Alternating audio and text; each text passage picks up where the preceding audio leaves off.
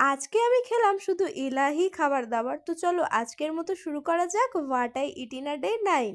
তো এভরিডের মতো আজকেও সকালে ফার্স্টেই উঠে এমটি স্টমাকে খেয়ে নিলাম হচ্ছে এবিসি জুস।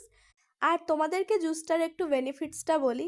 এটা খেলে না তোমাদের স্কিনটা অনেকটাই ক্লিয়ার হয়ে যাবে, আর তোমাদের হেয়ার ফলও অনেকটাই রিডিউস হয়ে যাবে। আমাকে যদি জিজ্ঞেস করো আমি তো বলবো দারুণ রেজাল্ট পেয়েছি। তো তারপরে 9:30 নাগাদ ব্রেকফাস্ট করেছিলাম, আর ব্রেকফাস্টে ছিল হচ্ছে ছোলা স্যালাড। তোমরা চাইলে এই স্যালাডটার সাথে পেঁয়াজ, গাজর বা শসা অ্যাড করেও খেতে পারো। আমার পার্সোনালি পেঁয়াজটা পছন্দ না, আর শসা গাজর ছিল না তাই দিইনি। খেতে সত্যিই খুব ভালো হয়, আর আমি কিন্তু ছোলাটা সেদ্ধ করেই অ্যাড করেছিলাম। এই হচ্ছে আমার গ্র্যান্ড লাঞ্চ।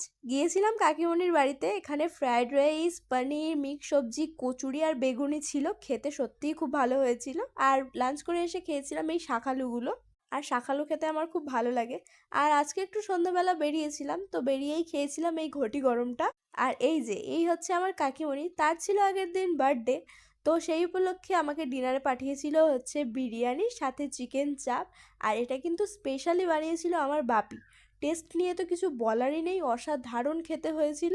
তো আগের দিন বাপি এই কমলা লেবুটা দিয়েছিল, তো ডিনার করার পর একটুখানি কমলা লেবু খেয়েছিলাম। তো আমি তো আজকে সারাদিন এত ভালো ভালো খাবার খেয়েই কাটিয়ে দিলাম। তো আজকের মতো ভিডিওটা এখানেই এন্ড করছি। কেমন লেগেছে অবশ্যই জানাবেন। চলো বাই।